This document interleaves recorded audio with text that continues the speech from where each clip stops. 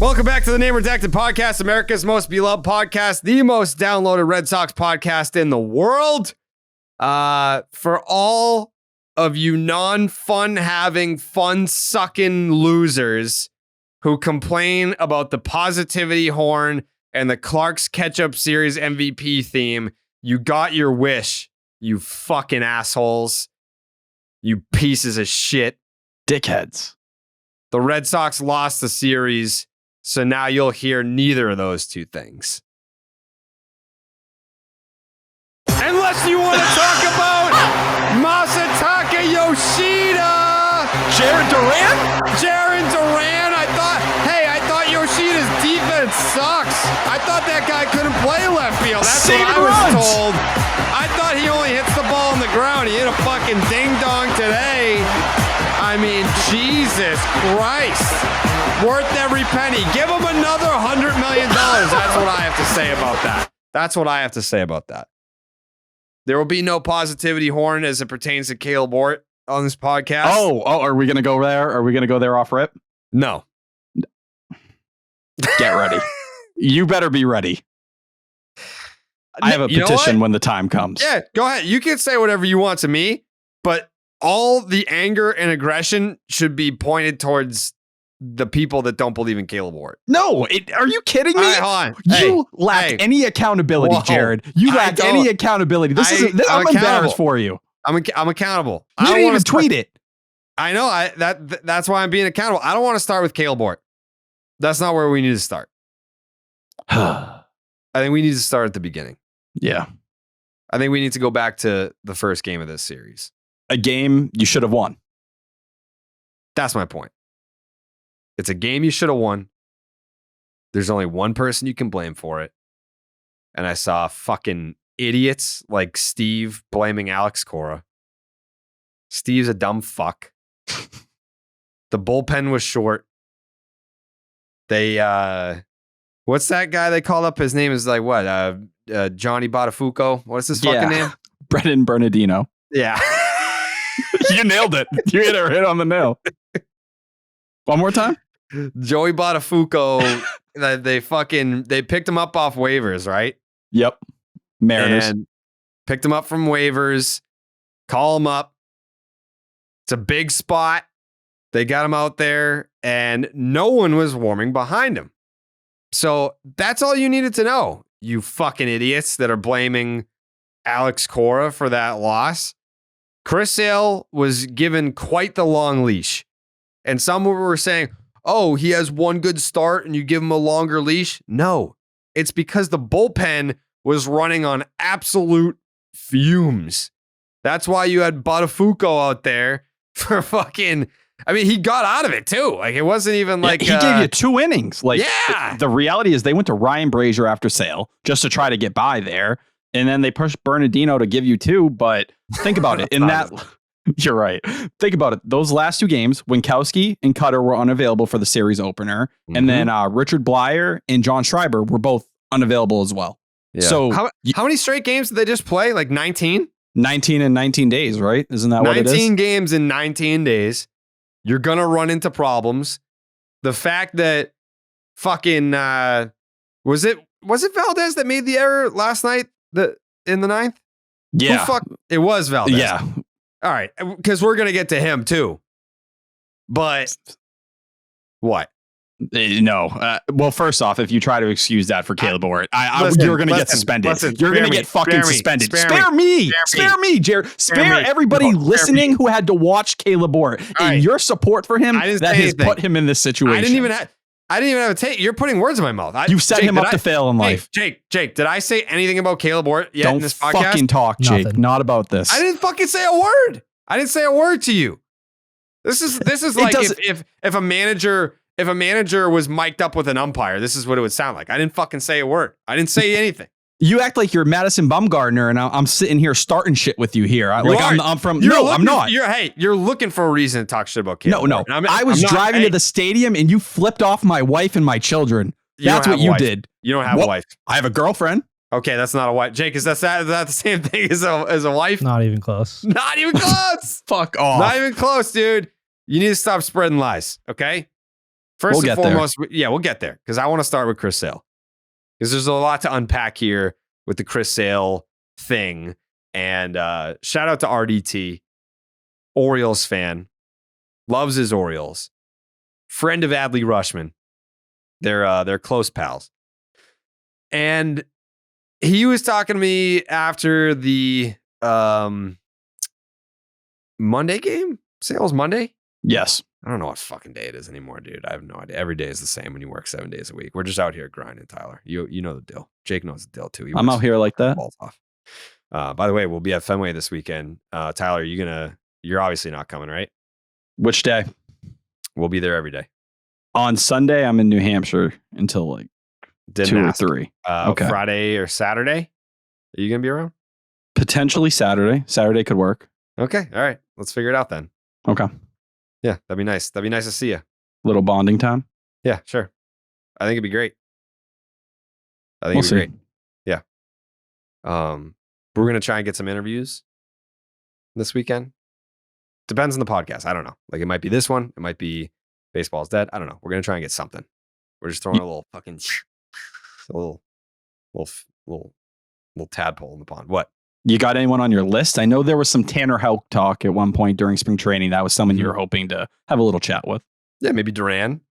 People were asking for that. Yeah. Yeah, maybe Duran would be cool. He's very topical at the moment. We'll get to some Duran comments that were made later in the program. But Duran would be a nice catch this weekend. Would you talk to Kaleb Ort? Oh, I would love to talk to Kaleb Ort. I think Kaleb Ort hates you.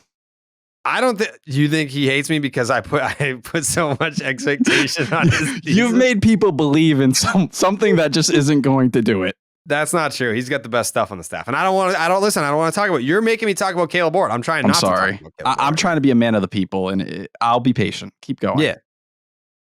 Is there the question was to you. Who would you want me to talk to this weekend? I think Jarren Duran would probably be at the top of my list right now because I think everyone has Jarren Duran fever after years of, I'd say 90% of people falling out of love with him and a lot of them becoming haters. Yeah. I haven't seen any Jarren Duran haters the last 2 days. Like the last of them are on Twitter are gone. Mm-hmm. You look like a fucking idiot. Like, now the people that like, if you have anything bad to say about Jarren Duran now, then it's like a weird grudge. Like you're just one of those like people that can't admit that you're wrong. Be like, yeah, he's 3 for 4. He wasn't 4 for 4. Oh, dude's a triple shy of the cycle. Yeah, dude hit a grand slam. Well, I mean, it was kind of like weekly hit. It was only like 108 off the bat. You see O'Neal Cruz hit one that was 119 the other day. It's like, well, all right. Well, we'll try and get Jarren Duran, but Josh Winkowski. I don't think he'll talk to me. That's fine. I don't blame him. Yeah, I could be reading into it, but he gives me some side eye, I think. I think but I think it's because that tweet. Like, guys aren't stupid. If it's not like, it's never like the player that is actively, some players do search their names, but it's usually like a friend of the family or it's a friend of the player or it's a family member and like they see it and like, you know, you can say one thing about a guy and it just sticks with them forever. Like it doesn't matter if like I suck your dick for 95% of your career. If for like that first 5%, I'm like, this guy has a shit attitude and he sucks at baseball, then like they'll just hate you forever. And that's fine. I totally get that. Like I hate flip-floppers and there are a lot of them out there. Like there's people that will be like, you know, big fans of Section 10, front row at the show, buy all the merch, take a picture fucking 5 million times, and then they're talking shit about you in like a year. So like, yeah, flip-flopping, don't love it. So I don't think it, but like in my case, I'm not flip-flopping. I'm just like, all right, when you suck, I'm going to say you suck. When you're good, I'm going to be like, fuck yeah, this guy's great. But I can respect and appreciate a player that's like, no, fuck that guy because he didn't support me since day one. You weren't with me shooting in the gym with Josh Winkowski. That's fine. That's fine. It's not gonna create a bias for me. If there's an issue on his behalf, it's not gonna stop me from giving him praise when he looks good. As president of the Josh Winkowski fan club, I will not stand for my boy getting hate. I'm sorry. Like, I can't do. No, not him. I'm speaking towards you, Jared. If he's looking at you with the side eye, I love the player, but I'm going to feel some type of way too. I'm going to have a little side eye going as well. Yeah, I think just, you get to a certain age where you just don't give a fuck. I don't give a fuck about what people think about me at all. But I think I'm more curious. When he was bad, you didn't tweet anything bad about Josh Winkowski? Did I hate to bring this back to the surface. Did I not call him Brian Johnson quite a bit? Remember that was like a thing for a while and it was in the subreddit. I was like, there's Brian Johnson vibes where it's a lot of averageness. Nothing's playing and he's not missing bats. Oh, well, I mean, see, that's just like a fair assessment. That's reality. That's why he's out in the bullpen right now, pitching the way he is, because the stuff's playing up. He worked on his slider, so he missed more bats. I think that's also a realistic evaluation of the guy. I also just didn't, and you know what? This is perfect. Why you would be such a big fan of his? I never said he sucked. My biggest issue with him last year was when he was pouting, but he was not figuring it out. He was in the dugout. He was sitting there and he was pouting, and I don't like that. Get up and support your teammates. Don't pout. Cora said it. At times he was too worried about strikeouts. There was maturity that needed to happen. I think he's shown that. Another great outing yesterday, picking up the bullpen. I think his ERA is a 147 now, anchor of the bullpen. But you can recognize growth, and I think that's what we've done. And if anything, I think we were early on the Josh Winkowski train this year. I've always someone who's seen him as more of a reliever. Like, this is a guy. We saw him throw. We saw him throw a 97 mile an hour sinker one time. We were like, "Yep, there we go." That was it. Can't call us haters. No, can't call me one, but that's fine. Anyways, I digress. It was. I've like set the stage for this 5 times. I'm sorry. No, it's me. I'm going off on tangents too. We're scatterbrained. We are. And Red Sox lost the series. We got punched in the jaw. We're just like a little rattled by that. But I'm not concerned. I'm not concerned. I'm just not used to. I'm not used to going into a podcast with a negative mindset. It's been a while. There's been a lot of fucking and not a lot of, this.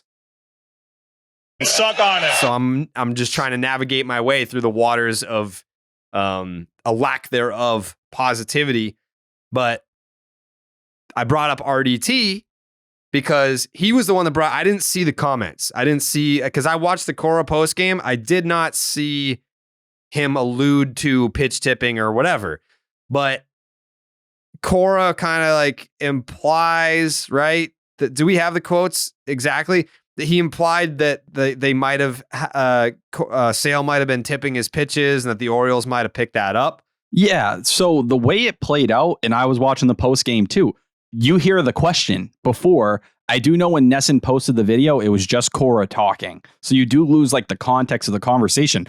There was never any kind of hint of Cora being like, oh, I don't know how they were doing it. It was basically. It seemed like something wasn't right with Sale, a guy who's tipped in the past. He has a history of doing this throughout his career. If you look at different points, and it's been a conversation, but he was like, it just didn't make sense when he was going against James McCann throwing 10 pitches. Like Chris Sale didn't register a strikeout. He's never done that in a healthy start where he hasn't left without an injury. Two swings and misses. Yeah. So that's what I said. After striking out 11, your last start. Like normally I wouldn't go there. I wouldn't say.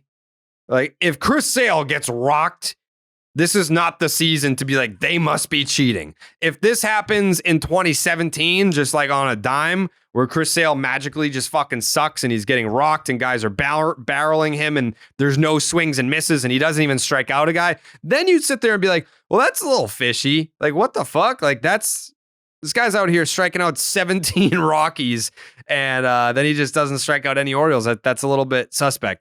But I think to me, what I said to RDT was, I can see why it would look suspicious coming off an 11 strikeout start against Minnesota.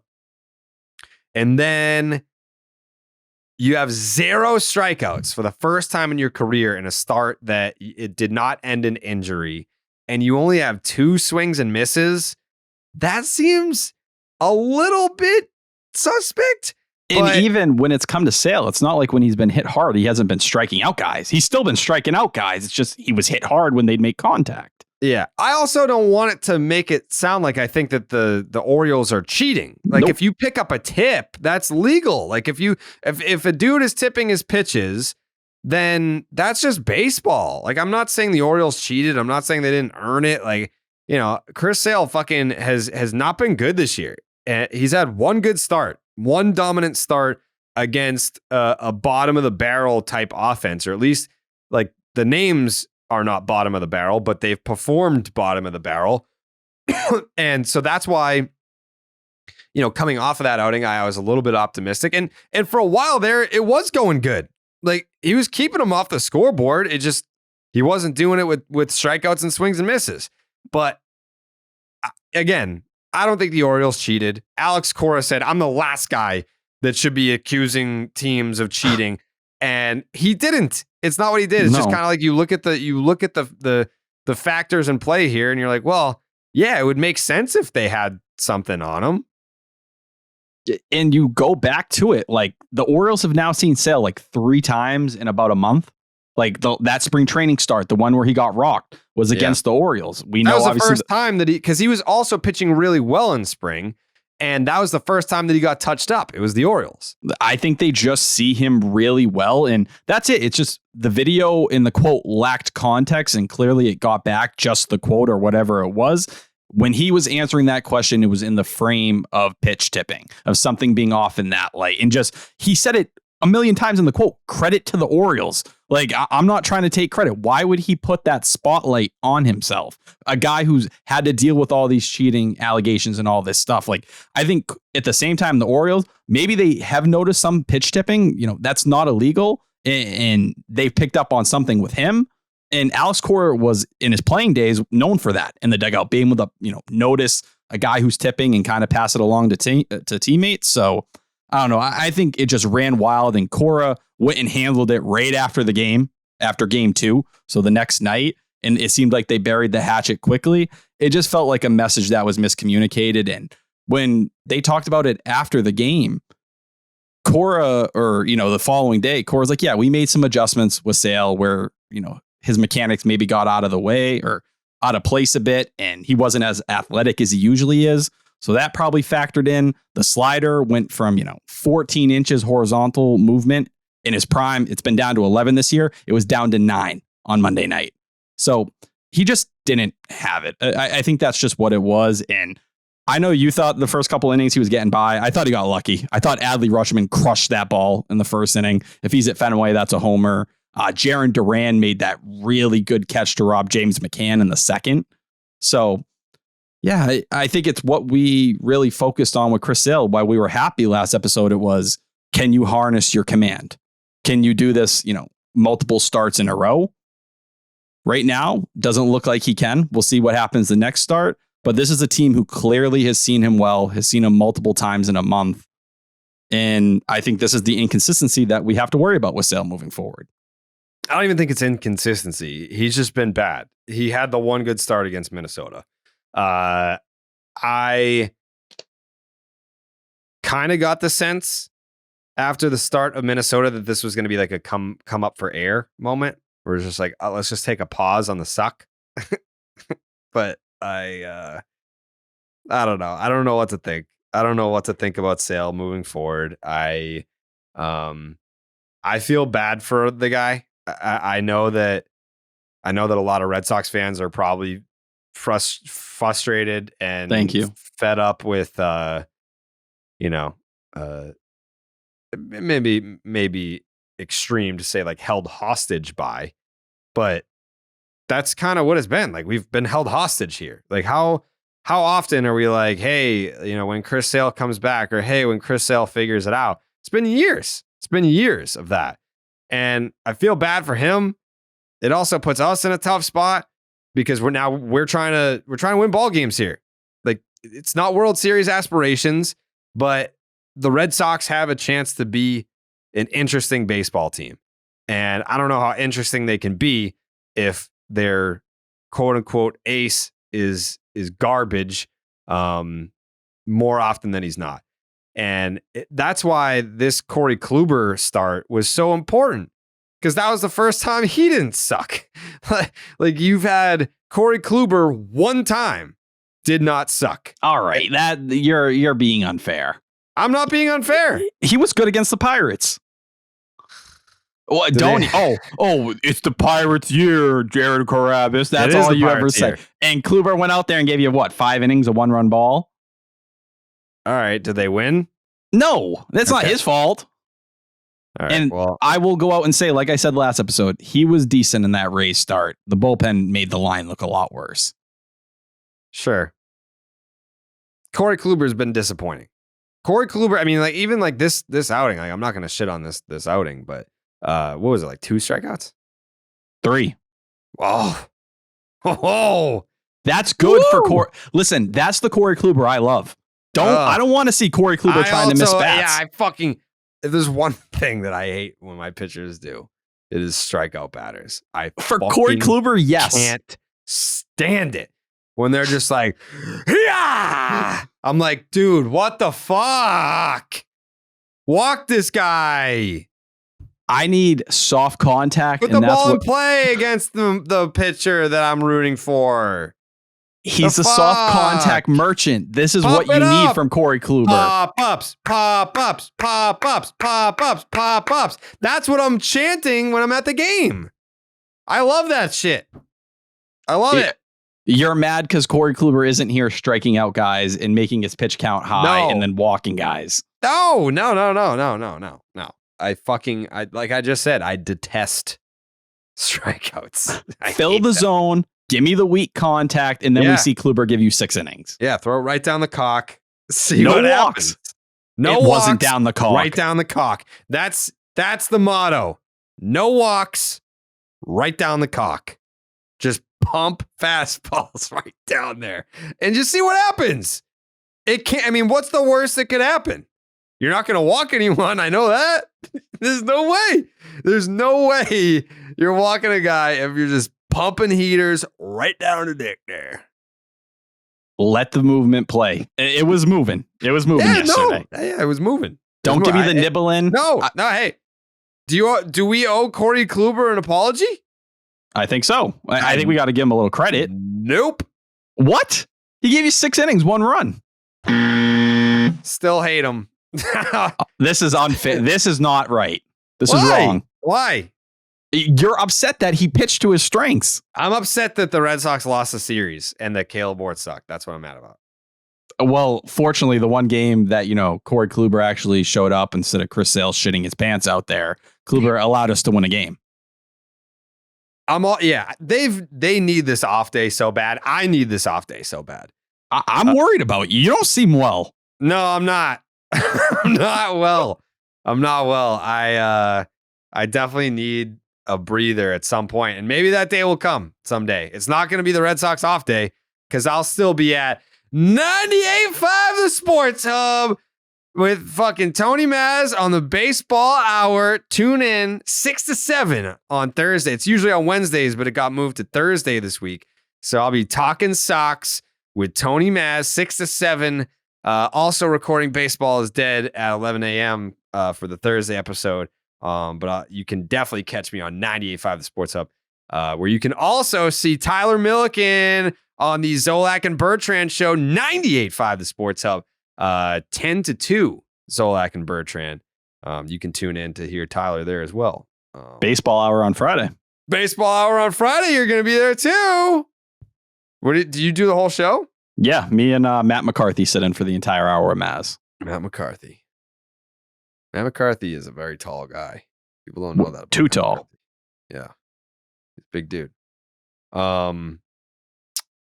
Yeah, I'll get a day off. I'm throwing out the first pitch for Linfield Little League on Saturday. So are you ready? Yeah, I can't. No, I haven't really thrown a baseball in a long time. Probably the last time I threw a baseball was the first pitch for the Red Sox.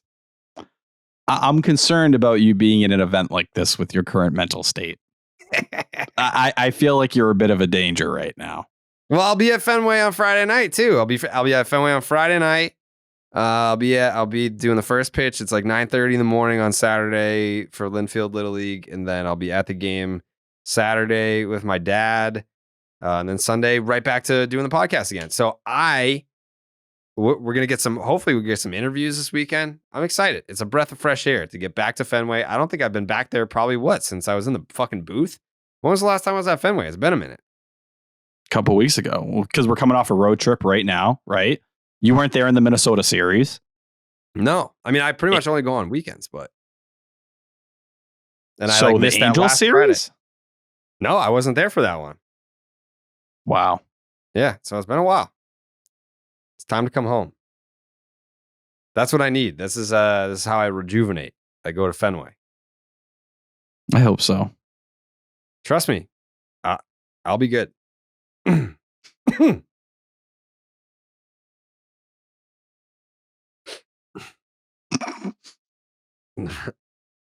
be good. Don't worry about me. Reel it in here. Reel it in. Yeah. Hey, listen. You know what? Look it. What?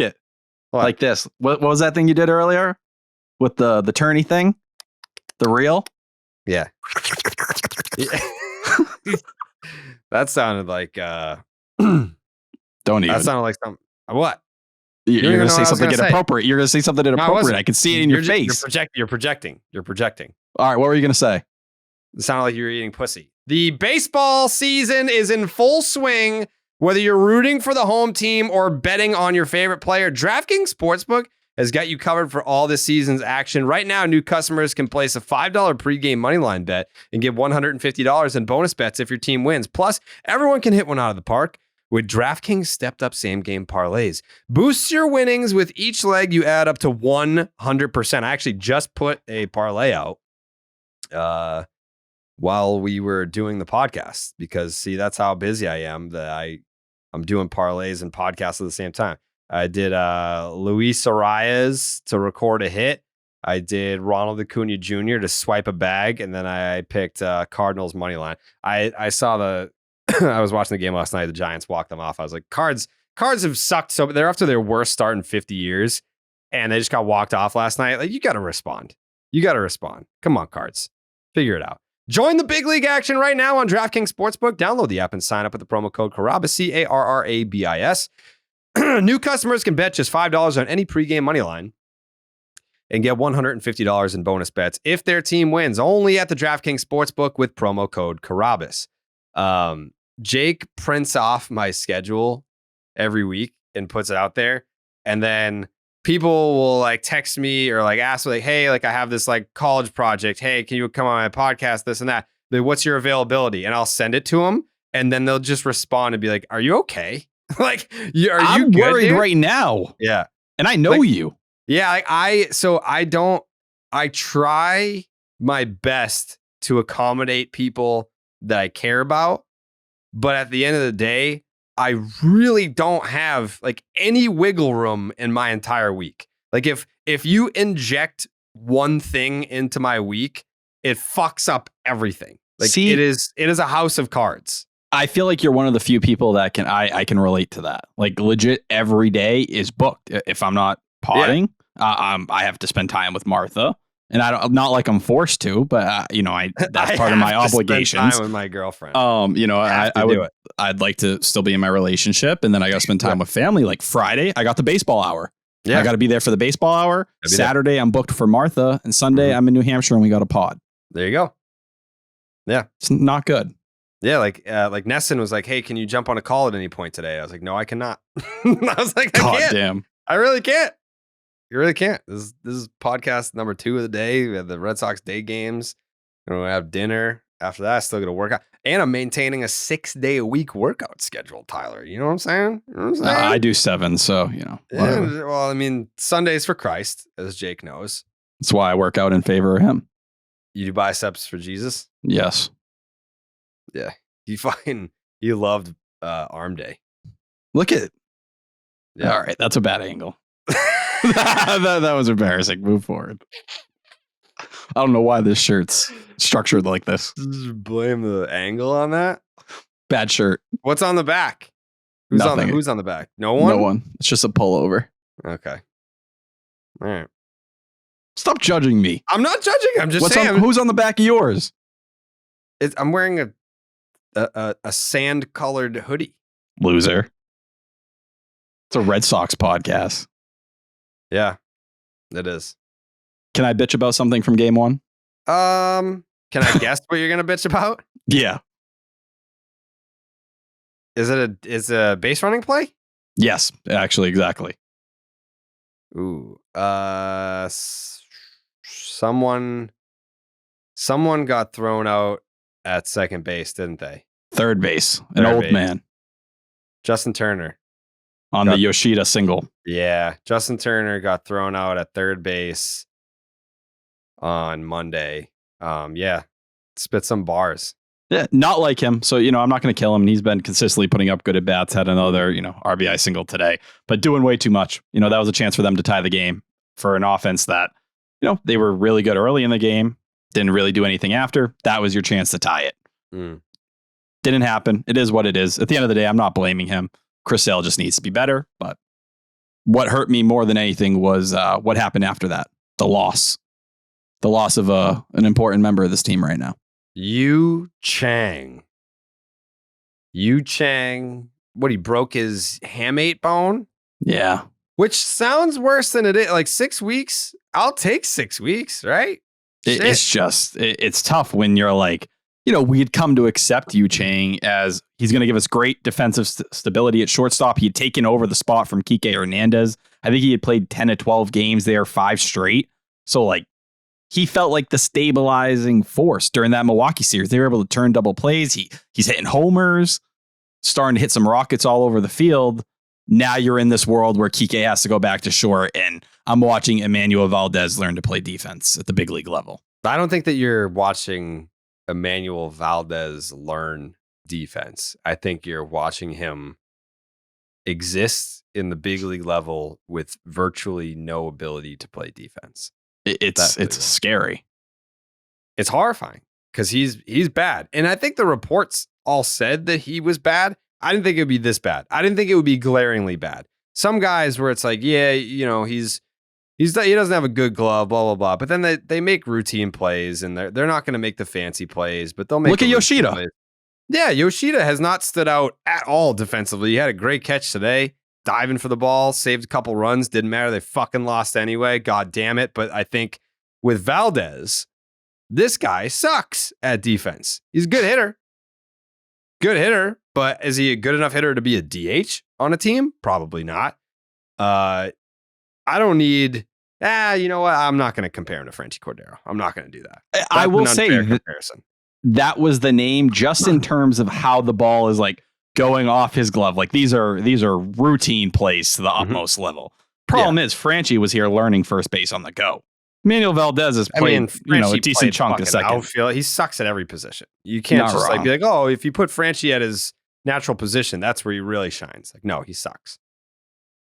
Better at the outfield than at first base. But I think with Valdez, it's like you're throwing balls, you just got to catch him, man, or just a liner rate to you.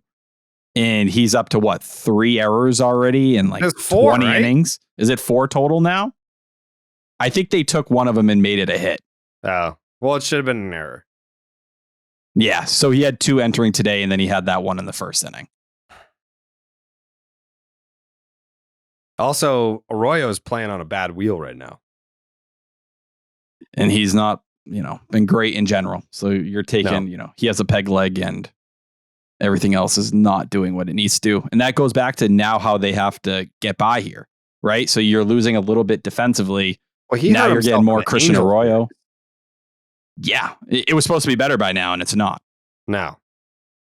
And he hurt his shoulder. He's just falling apart. And yeah, he hurt his hamstring in the Angel series, and then he hurt his shoulder, I believe, in the Twin series, maybe? Something like that. And all that being said, he still had the RBI knock yesterday.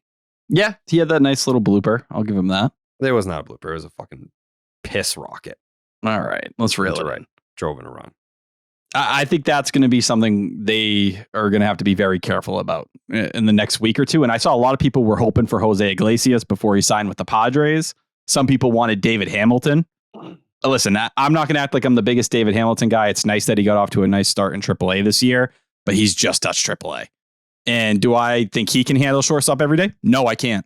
Evaluators say the same thing. And we heard evaluators say, yeah, Emmanuel Valdez can't really play second base. And for this pitching staff, they cannot afford to be having to get extra outs, at least the starting rotation. No. It's a death sentence for them. No. I don't think it's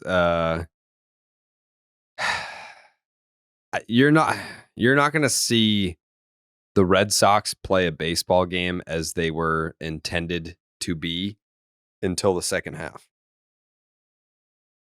But you knew that coming in. Right? Like you knew that Trevor Story wasn't going to be ready until after the All-Star break, like best case scenario, because there still was talk that we wouldn't see him at all. And then the Adam Duvall injury happens after he was putting the Red Sox on his back offensively. But if the Adam Duvall injury doesn't, what the fuck? If the Adam Duvall injury doesn't happen, we don't get the Jarren Duran redemption tour that we're on right now, which I'm very thankful for. That's, I think, why I'm so upset is that, like, all right, you lost Duvall. You were able to, move forward and your depth filled in. You filled in the cracks quite well. You almost sometimes looked put together a little bit better than you did before because you got Kike out of short and he was looking more comfortable at second base. Now it's like, all right, well, Kike is going to have to play short. It's Arroyo or Valdez at second base. So either, you're taking your chances with what Arroyo's given you this year, or you're hoping Valdez doesn't make a brutal error with the game on the line, especially with the competition you have coming up in May. You know what I mean? Like Yu Chang, you knew if the ball was hit to him, he was going to make the play. Yeah. And he started to hit a little bit, which was nice. There was some upside there. It felt like there was like, all right, maybe he's figuring something out. They're just like, I mean, if you think about it, they're on their like fifth intended option at shortstop, starting with Xander Bogaerts. Hate to say the name. Hate to bring it up. That was the original plan. Then it was Trevor Story. Then it was Kike Hernandez. Then it was basically Yu Chang. Then it was Kike Hernandez. So like we're on like the second Kike Hernandez is part of this plan. It's like plan E. Kinda, yeah. It's like it's plan F, right? Yeah. I wasn't counting as you were going along, but that's where they are at. Xander Bogaerts, Trevor Story, B. Kike Hernandez, C. Yu Chang, D. Kike Hernandez. E. No. Do you not know the alphabet? I thought I said 6. Bogaerts, Story, Chang, Kike. No, you forgot Wait, Kike the first time. Yeah, whatever. Shut up. Tyler Miller. It's way down the line. Spare me. Just spare me, dude. Would you prefer something? Is there a world where you're like, all right, like Valdez, I'd rather take a chance on David Hamilton? No. Yeah, it's just, it feels like a lose-lose at this point, no matter how you're going to play it out. Yeah. I mean, the Red Sox have been winning games. I mean, I don't even want to call it winning games. Yeah, I guess they've been winning games. 3 straight series before this. Yeah, they've been winning games with Christian Arroyo giving them next to nothing offensively. But when Casas, by the way, that fucking home run that Casas hit, oh man, I creamed it everywhere. But if Casas figures it out, Yoshida has obviously turned a corner here. Rafi's cooled off a little bit, but he also had the home run that went onto like Utah Street. But and Kike had kind of turned a corner offensively as well. Verdugo's hitting as Verdugo does. Yeah, Verdugo has been great. So like other guys hitting allows a guy like Christian Arroyo some time to kind of get hot or figure it out or whatever, or get healthy in his case. So yeah, I never want to, like a guy that's supposed to be hitting like the bottom third of the order. I never want to put him in a spot where it's like, you need to step it up, dude. Because if you don't step it up, then this team's not going anywhere. Like those expectations don't fall on the shoulders of that guy. Yeah, so. I think I want dependable defense, and I'm worried we're not going to have that on a regular basis, and that worries me with this pitching staff. I mean, who like show of hands, how many people are playing the fucking position that they were supposed to be playing? Like, it's not a lot. So I don't know. I can't get too frustrated about it, even though I want to. I don't want to do like the woe is me, like losing Duvall and I'm not gonna like shed a tear over Yu Chang. Like how many fucking people I shed a tear over Yu Chang. How many people at the beginning of the year were sitting there saying, man, we need Yu Chang to stay healthy or else this team is fucked. When you get to plan friggin' E, yeah, that's what it comes to. Listen, I just want stability. I'm sick of any time. I agree. No, I agree. I'm just upset. I need to talk. I'm sick of any time it feels like the Red Sox have momentum. Something like this happens that it's like when you're playing Jenga and every time you get a little higher, one of the blocks from underneath just comes from underneath you. Mm-hmm. I'm sick of that. It's so fucking annoying. It feels like it's been happening for years where you can't just get through a stretch. Just give me a couple weeks. Like we're building momentum here of no injuries, of nothing going wrong. And it's like the minute you find that consistency where Yu Chang is playing basically every day and Cora's not having to, shuffle the lineup a ton in that sense, it's pulled from underneath you. Mm-hmm. Like I'm willing to settle here for Yu Chang right now. I was willing to be like, all right, you're not going to hit for me, but at least I'm going to get defense. Now I'm like, all right, well, I'm hoping Kike can handle the position a bit better than he did before. And I'm hoping Valdez can hit at the major league level. And I'm hoping he can field ground balls. And I like Emmanuel Valdez. I think he can hit. I really do. It's just... He can hit. He's been hitting.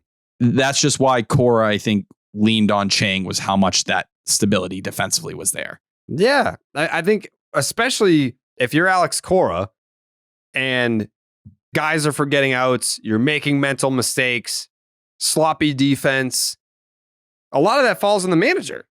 Like no one's really pointed their arrows at Alex because he hasn't really deserved it. But when you start getting down to that shit, the fundamentals of baseball, playing sloppy baseball versus sound baseball, yeah, you knock on the manager's door for something like that. So, yeah, I don't blame Alex for being like, you know what? I know that a lot has been made about Kike being the shortstop and wanting to prove himself, be an everyday player at the shortstop position, but we can't be making 6 errors in the first week of the season. Like we just can't have that. So Yu Chang, like go get him, kid. And he was playing a really good shortstop for a while, but you're not as good of a team now. And I'll admit it. I'm not saying that Yu Chang was not a thought in my head at the beginning of the season, but after seeing him play shortstop, you're like, yeah, like the better team is with Kike in center field or second base or what have you. Like obviously Jarren Duran, that was a guy that people scoffed at the idea of Jarren Duran being an impact player for the team this year. Now he is. So then Kike goes to say, like things were sort of falling into place. The pegs were going in the right hole. That's all I'm saying. Exactly. Yeah. Which, after the Duvall thing, we were like, I don't know if any of these pegs are ever going to fit where they need to. At least, they're going to have to figure this out as they go and hope. And it was like, oh, wow, it came together quicker than I thought it would. And now you're kind of restructuring all these pegs once again. Like we got to a place, and we'll get there again, Tyler. We will get there again, because think about where you were mentally as a Red Sox fan when Adam Duvall got hurt. You were like, why me? What the fuck are we going to do? And then Jarren Duran happens and you figure it out. And you are actually in a better place, I would argue. I'm not saying like, well, fucking thank God Adam Duvall got hurt. I'm not saying that. But you can make the case that Adam Duvall's injury led to, I guess, better roster construction. Yeah, I think things were just fitting where they needed to go. Like Yu Chang was on this roster either way. So like, I just think that stability there. Yu Chang was giving you something where Cora was willing to already step off Kike being the shortstop. That's a big deal. Like, I don't think you got talked enough in the moment, but for them to rework that and say, all right, we're going to move Kike at a second after all this talk, all spring training, whatever, just because it's what's working best for the team. That says something. But at the same time, where the Red Sox are, what is their motto? Someone goes down, someone else is going to step up. They said that the day Chang went down. So you continue to do that. You just got to hope Emmanuel Valdez, or maybe they bring someone in from the outside, can step into that role. I've heard some people say maybe, Nick Sogard, because he can probably give you the most dependable glove. Maybe. But I thought Chang, as bad as he was in the race series after that, I got to give him credit. He was giving you something that this team was lacking beforehand. Mm-hmm. But 6 weeks. It's 6 weeks. We're not 6 weeks. We'll probably have Duvall back. You think so? Right? Maybe a little longer, maybe closer to July, but What it was was what, 6 to 8 weeks, right? What was Duvall was 6 to 8? I thought he was more 8 to 10. That might be more accurate. Yeah, I was told that 8 was on the more optimistic side of things. Yeah, 6 to 8 does feel a little short. I don't know why I had. What do you do? What do you do when Duvall comes back if Jarren Duran is still doing this? Oh no, it is 6 to 8 weeks for Duvall, by the way. But I saw that question on Twitter. Don't even worry about that right now. That is so far. We're talking June. June? Yeah, it's almost May, dude. Look at how much has happened in a month. I know, but it's almost May next week. No, when Duvall comes back, you figure it out. We'll see how Duran's hitting at that time. If he continues to be this guy, you'd be in a happy spot. Yoshida and Verdugo. Some people would argue maybe Duvall's better in a platoon role. I think there's a chance, even if they get to the trade deadline, and this is thinking so far ahead. You're going to trade Duvall for Shohei. Yes. How did you know? Mm-hmm. Grow up. I think with Duvall, you could send him off and maybe bring another part in that fits the roster a little bit better, but you don't worry about that stuff until you get there. It'll figure itself out. Yeah. Where does Shohei even fit on this team? Like you have... Everywhere. You already have like James Paxton and Cory Kluber and Chris Sale and who else we got? You're upsetting me. Nick Pivetta we got We too. do have Nick Pivetta. Mm-hmm. And Brian Bayo. Garrett Whitlock. Oh, yeah. Tanner Houck. Who I like. I think we got to talk the Bayo thing. Do you want to talk about it? Yeah. I in recent memory. True. He was in tears. I didn't see the tears thing. I saw somewhere that he was in tears after being told that he was getting demoted. I hope that's not true. I read the quote, and I'm guessing a lot of people did, but it was him saying he was disappointed. Like he didn't expect it. He was like, I think my development at this point is like at the big league level, which I think a lot of us all agree with, right? Like he dominated in September. We saw what it was. While his last start wasn't excellent, it was a step forward. It was decent against a team like the Brewers. And the expectation from everyone, including Cora this year, was that he was going to be a guy, like Whitlock, you hope anchor the rotation. But I think a lot of things have changed. The bullpen being short played a part, but Tanner Houck has changed this whole equation along with Josh Winkowski and Cutter Crawford. Like they want to see more of Tanner Houck at this point because now he's throwing the splitter. He's doubled his usage on that. The cutter is 15% of the time. That was even a pitch he had the year before. And he's been your best starter this year. Say what you will. It's not the most dominant thing. I think he has a 4.50 ERA right now. But out of consistency, Whitlock's got rocked, Sale's got rocked, Kluber's got rocked. Like, he's really been the most consistent guy out there. This is a way for them to kick the can down the road a little bit. And I think that's why Cora kept saying it's not a demotion. It's really more roster based. And that's what I'm saying. Like, what are you crying about? Like, it's they got to do what they got to do.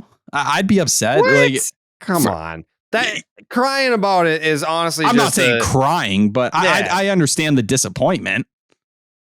Sure. Like no one wants to go to Worcester, but at the end of the day, you have to look at it as like they're not sending me down because I'm bad. They're sending me down because we got fucking moving parts around here. Like it is what it is. Like it's I think it'd be one thing if they were like, oh, just, we're going to Tanner Houck you basically, right? And kind of keep you there.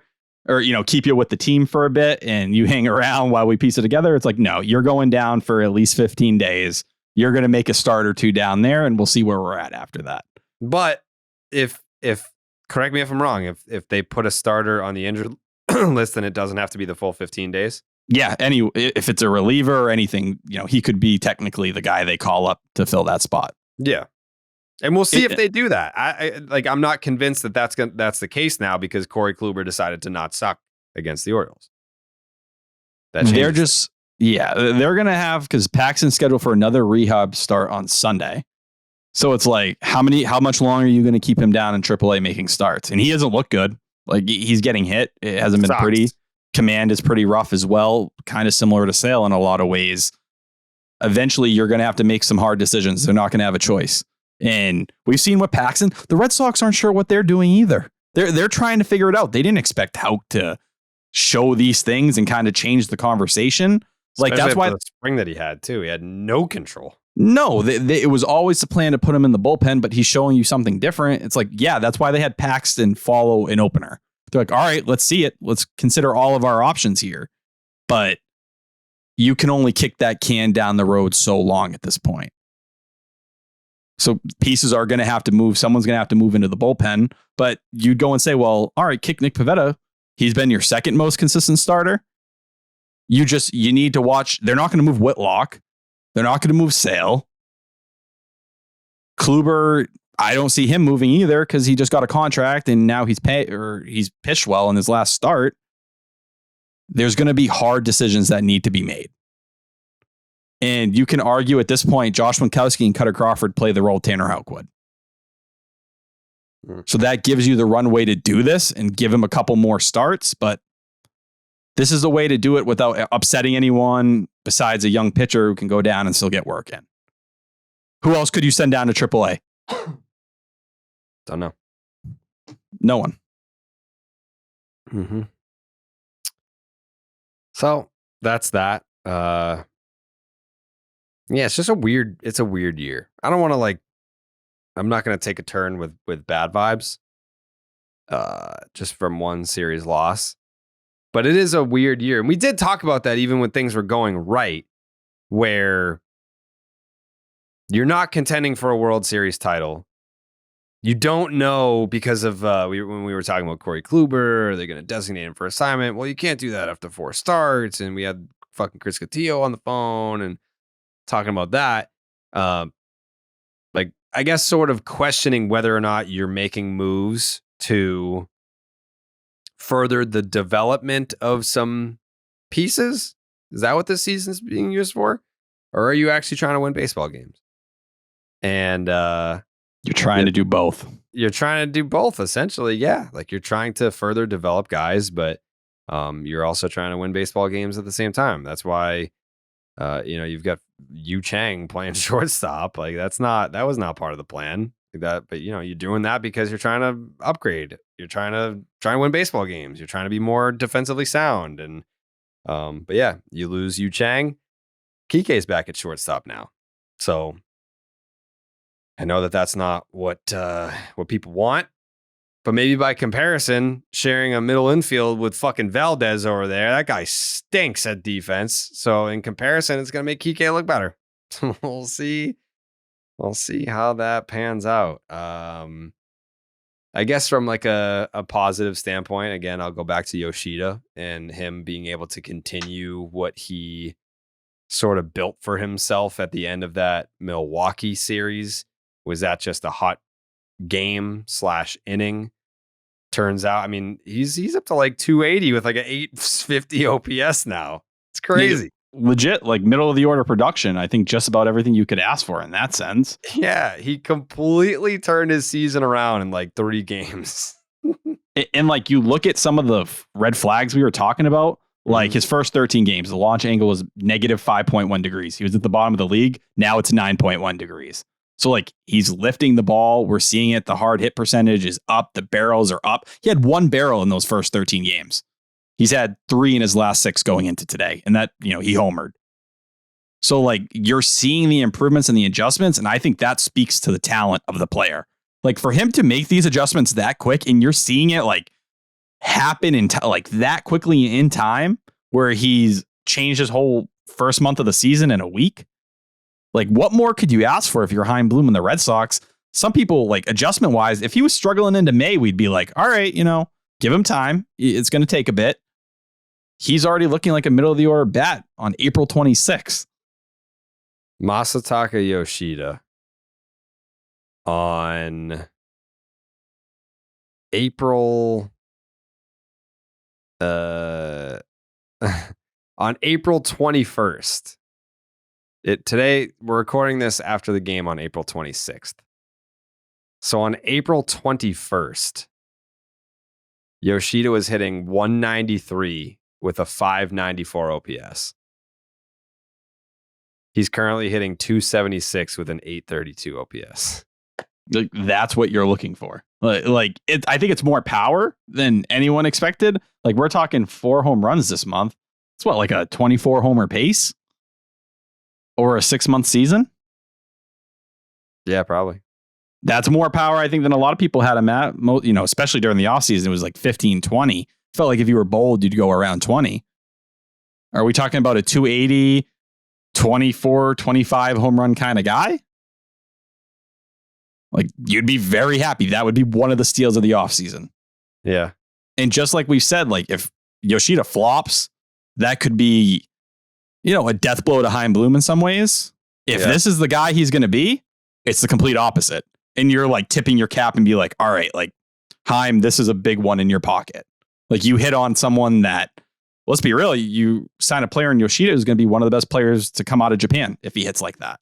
A guy who will get comps to like a Hideki Matsui, being that kind of middle of the order bat. All right. I'm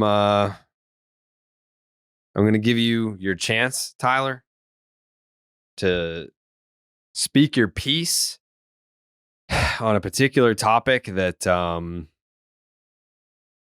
I think you've been waiting to say this, and we've been waiting. Moment. Not we. Not we. No. No, I'm not including you. I'm talking about every person listening to this podcast right now. No. But before we do that, Jake, I need you to no. I need you Please. to tell the good folks listening in their cars, at work, at the gym, maybe. Maybe they're on the couch just chilling. Tell these people about Blue Moon. Spare me. No, you spare me, Tyler, because all I'm trying to do is talk to the folks at home about Blue Moon, and you're ruining it. For the love of God, can you put your personal vendetta against Kaleb Ort aside for 2 seconds so I can get through this ad read? Because some beers can say they're brewed for baseball, but only Blue Moon is brewed by baseball. Beer and baseball just go together, and no beer goes better than the one that was literally born in a ballpark. Blue Moon was created at Coors Field in Denver, Colorado. It's the natural choice for opening day and all season long. Look, we all know Kaleb Ort sucks, and I'm sure Tyler can't wait to tell you why. And I'll be the first one to tell you, after he gave up that grand slam the other night, I could not have gone faster to my fridge to crack open a couple Blue Moons. I mean, if my fridge wasn't stocked full of Blue Moons during that outing, I don't know what I would have done. But Tyler, man, there's a fine line between not liking a guy and just being a straight-up bully. I mean, the guy organizes steak dinners for the whole team. Sounds like a pretty nice guy to me. And you're just out here bullying him. So next time you take to Twitter to talk shit about Kaleb Ort, just remember this. Say no to bullying. Say yes to Blue Moon. And of course, spare me. With its refreshing flavor with Valencia orange peel for a subtle sweetness and hints of coriander, Blue Moon Belgian-style wheat ale is a one-of-a-kind beer that's made brighter. It's carefully crafted and full-flavored with refreshing notes and a smooth, creamy finish. Blue Moon was brewed by baseball to give you a dose of nostalgia and get you excited for the new season. Why strike out with the same old beer when you can get something that's one of a kind? Its bold flavor, bright explosion of color, and iconic orange slice ritual guarantee a one-of-a-kind beer experience perfect for spring weather.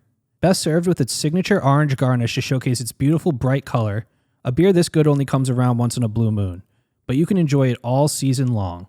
Bring the ballpark to you with Blue Moon Belgian-style wheat ale. It's a one-of-a-kind every time. Check out shop.bluemoonbrewingcompany.com for beer and baseball merch, or visit get.bluemoonbeer.com/Jared to find Blue Moon delivery options. That's get.bluemoonbeer.com/Jared. Blue Moon, made brighter. Celebrate responsibly. Blue Moon Brewing Company, Golden, Colorado Ale. Thank you, Jake. Appreciate that as always. Yeah. So, listen. There's no way you can frame this in a positive light. Hey, come on. Listen. Valdez sucks, dude. Like, dude, fuck you. Hold on. You could make the case, and if you're a real baseball guy, you would know this. You could make the case that if Valdez makes that play clean, it's an 8-2 win for the Sox, and we don't need to go to Kenley Jansen in the 9th inning. You can make that case. True or false? False. Can I ask you, why did Kaleb Ort feel the need to go to second base there? He wasn't going to turn 2. So what was is he trying to fix that ERA so it doesn't look as bad? Are you Are you chastising Kaleb Ort for trying hard? I don't know. I would have thrown to first base to get the easy out, considering, you were up all those runs at the time. Or did he just know he was going to give up the grand slam? Which one is it? I don't know, man. Can we go through an exercise here? Mm-hmm. You have a computer in front of you, don't you? Yeah.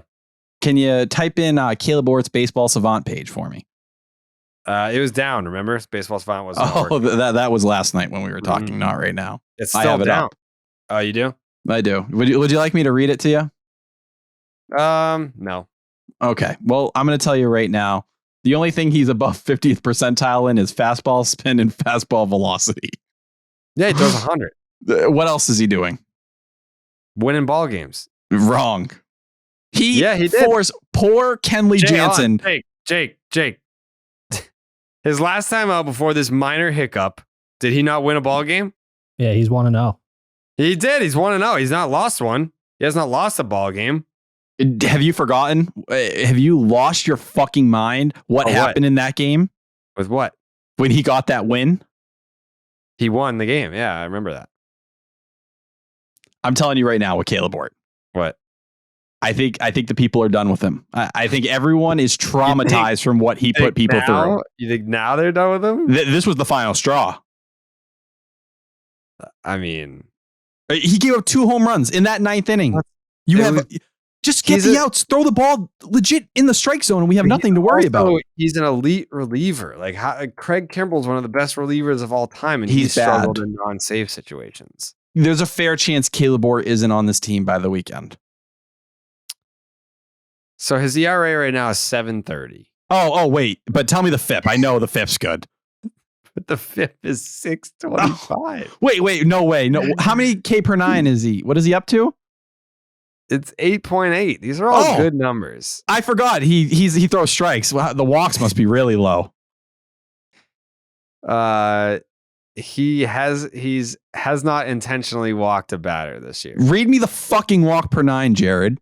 He has struck out 12 batters in 12 1/3 innings. And how many walks? And he has only given up 3 home runs. Only? What is that? A 2.2 home run per 9? He hasn't balked. Oh, nice. Yet. He hasn't balked. Ryan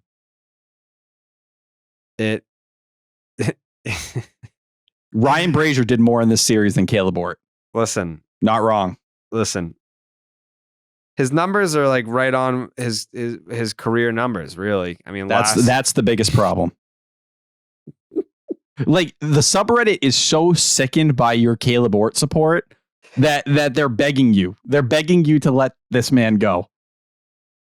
Like, you've seen Titanic. You know the movie. Titanic. You are... What's her name? Rosie? Rose? Rosie? I don't fucking know. I wasn't in the movie, or I didn't see the movie. You are a fucking asshole. And what's the Leo guy? What's his name? Jack. What did she do to Jack? I need you to let Kaleb Ort drown. Let Kaleb Ort drown, please. He's already dead. Jack? Yes. He froze to death. He froze to death. He didn't go under? Yeah, after he froze to death. Okay, then let him freeze to death and die.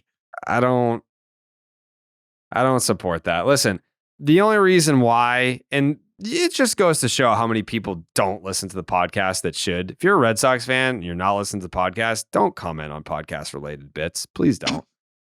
Like, just shut the fuck up. Don't talk to me about Kaleb Ort if you don't listen to this podcast. Straight up. Don't talk to me. If you don't listen to the podcast, you want to talk to me about Kaleb Ort? Fuck you. I said on this podcast, you were here, Tyler. I said, because I started off by saying this guy fucking sucks. Every time he takes them out, he gives up a home run. He's terrible. And then I stopped dead in my tracks and I said, you know what? I'm going to support Kaleb Ort this year because literally no one else is.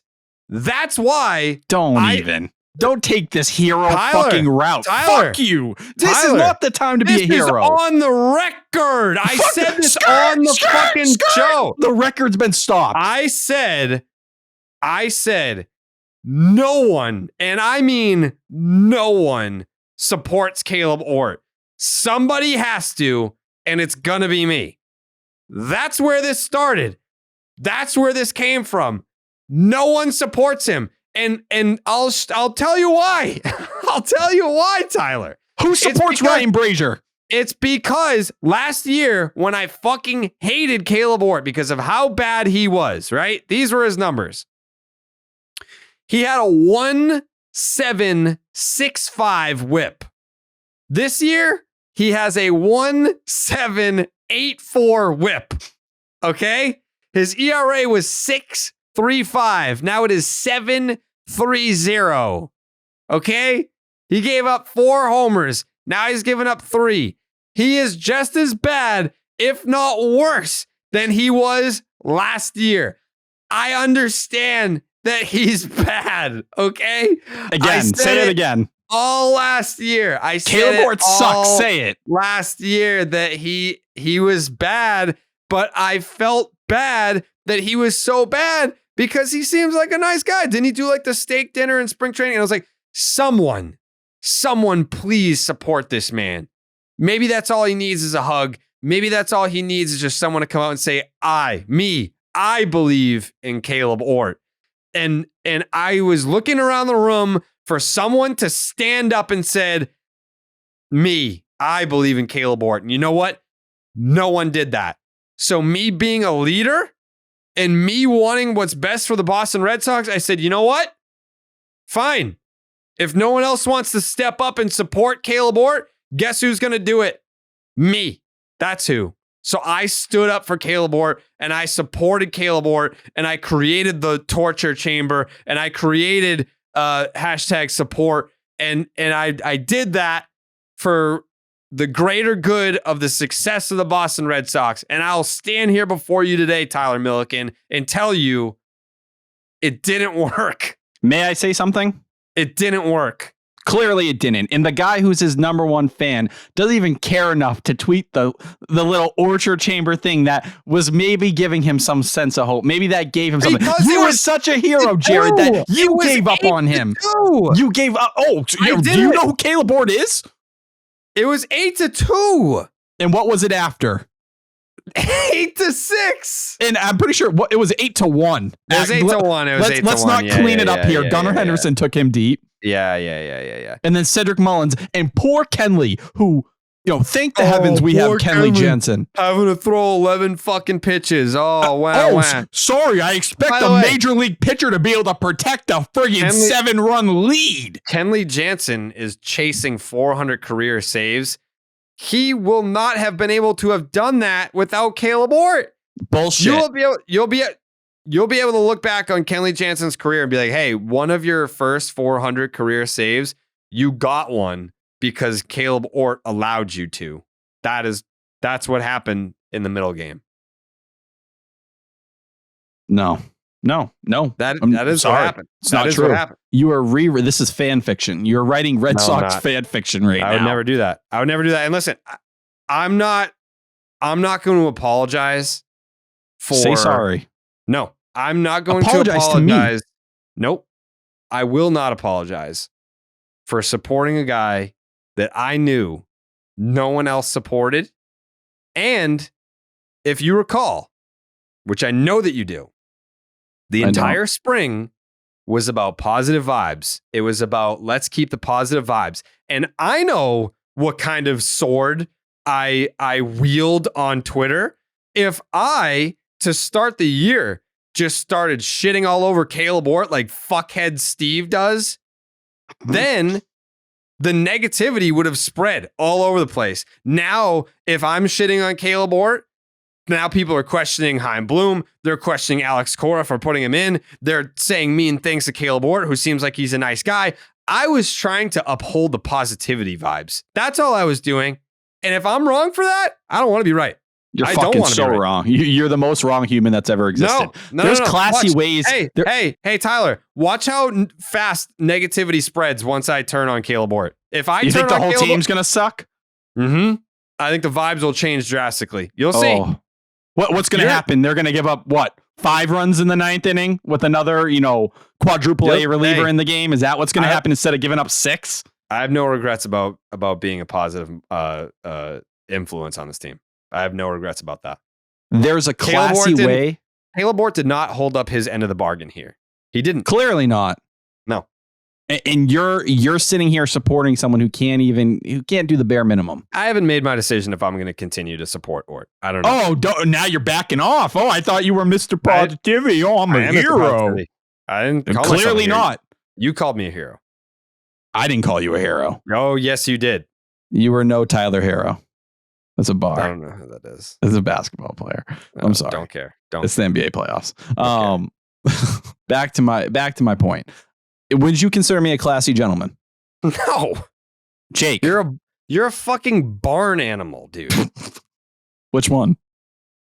I don't know, like a goat? What's the one that has like... I am a goat. Thank you. No, I appreciate that. You're an alpaca. What's the one that has like the goofy fucking tongue that's like... and then like it's like fluffy and shit. What's that one? Is that an alpaca? I think it's an alpaca. The peacock? Sorry. No. What? That's a bird. What? Are you serious? Similar vibes. Not even close, dude. A guy who owns an alpaca would definitely own a peacock. When I bought my dog, Samantha, shout out Sam, the Labradoodle, there were peacocks on that farm. The dog's name is Samantha? Yeah, I named her after Sam from Jersey Shore. You're an idiot, dude. What? Dude, it's called class. What's wrong with you? You didn't like Sammy Sweetheart? You named your dog after Sweetheart? I was catching feelings, man. Those MTV marathons. You're a fascinating person, Tyler Milliken. You really are. I just didn't tell my parents. That's why I came up with the name. But I like Sammy from Jersey Shore. And I was like, that feels like a good dog name.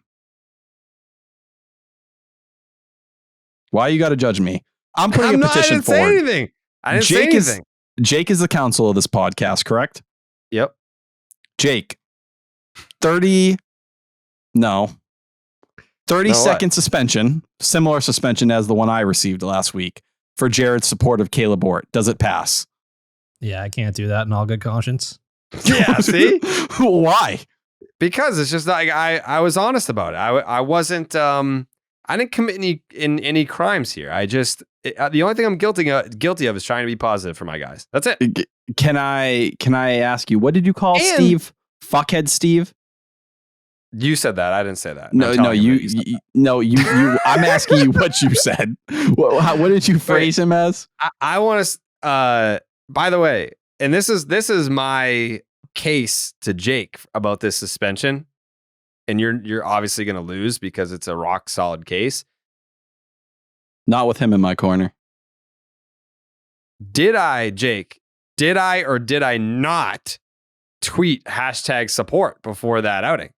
I feel like if I'm going to get shit for supporting Kaleb Ort, wouldn't I have had to have tweeted #support, which I don't believe that I did? Well, that's the problem when you say that you took, accountability last episode for not doing it, and then he blew. Uh-huh. And then you didn't do it again, and you're like, oh, okay, this ain't my fault. I have nothing to do with this. It's not my fault.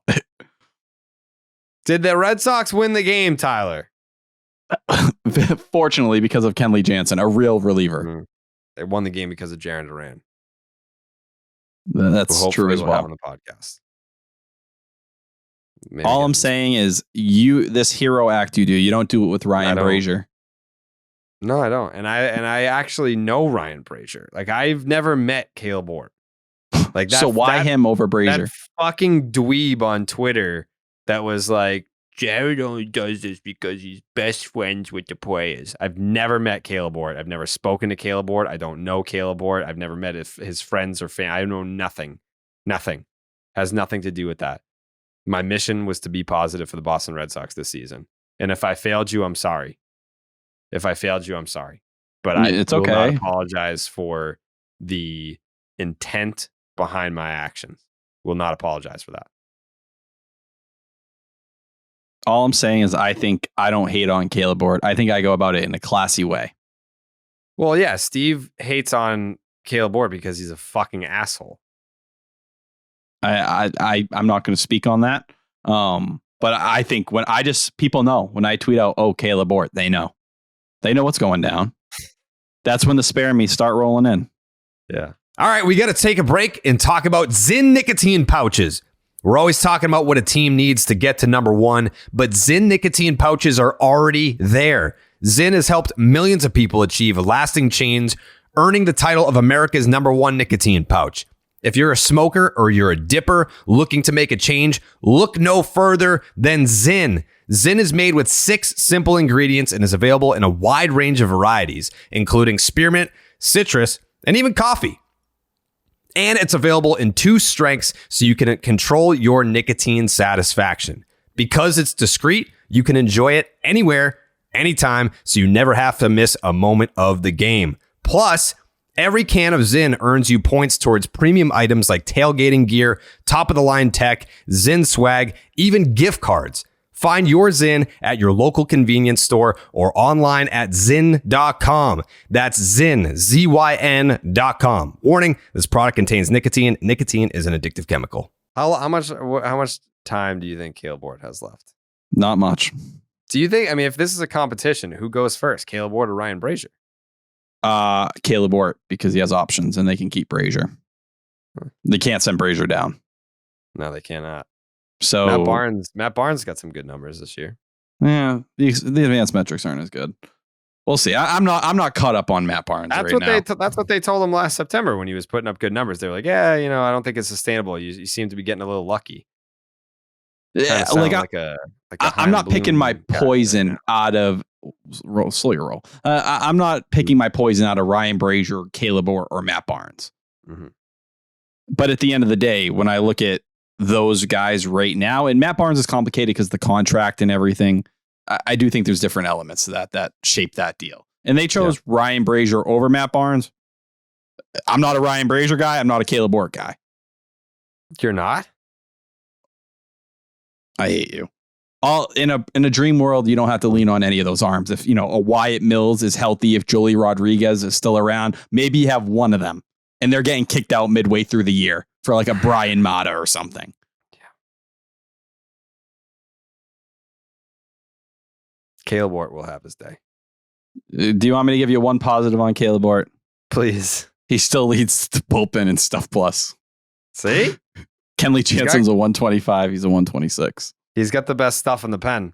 No, all that tells me is that Stuff Plus is not very reliable. It is reliable because he has the best stuff. No, they actually called on the guy with the best stuff to finish off the game.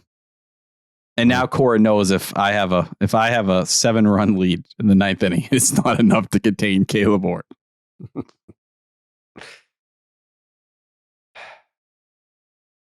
Well, bring on Chris Martin this weekend. Yeah.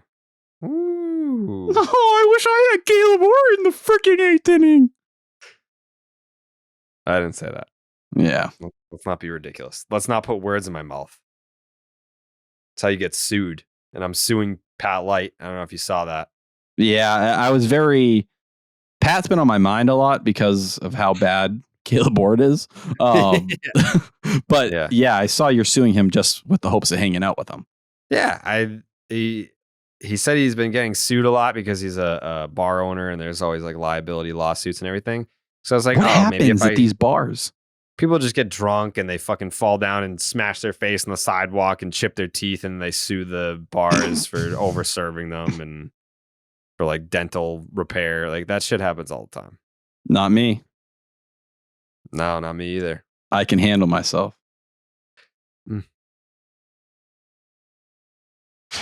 We'll find out. We'll find out this weekend. You have some drinks. See you at drinks. Fenway Park. Yeah. Some alcohol. Did you say Saturday? Saturday would be the one maybe.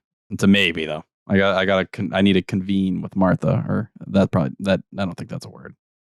Go back and forth. Convene is a word. Yeah. What did I use it right? Yeah. Extrapolate. Extrapolate. There you go. What does it mean? I already forgot, but I practiced it when I saw it in the subreddit this week. Extrapolate. Did you see the conversation in the subreddit about me and Jake? What would your intro would be for section 10? Yes, and I thought it was that was probably my favorite thread over the last couple of days. Why? Because they were talking about you? Partially, yeah. But I do think narcissist. What does the word narcissist mean?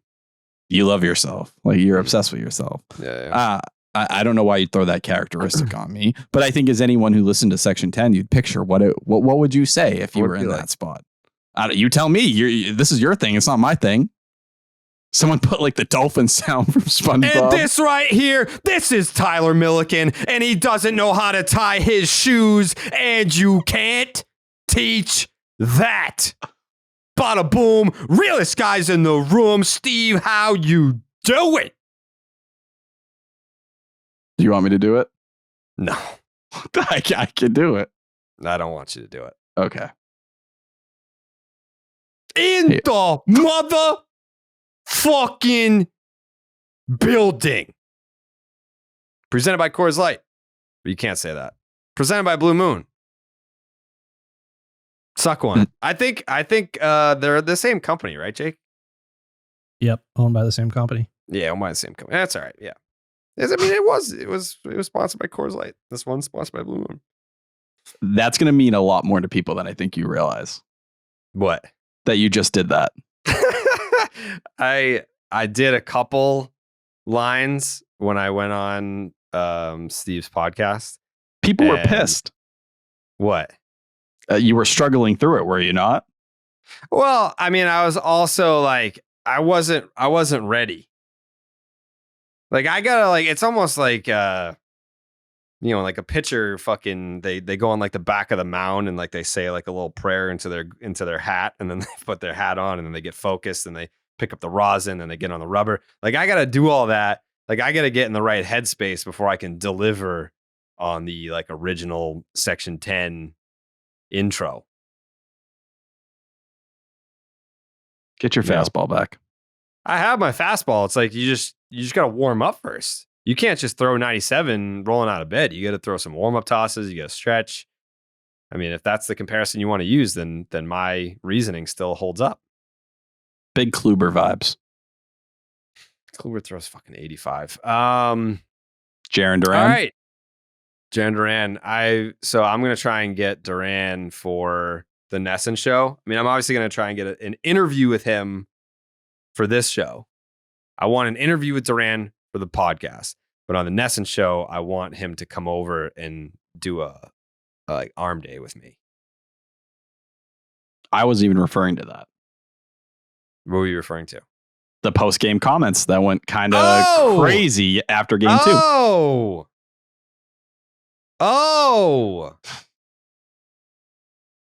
No, I get what you mean.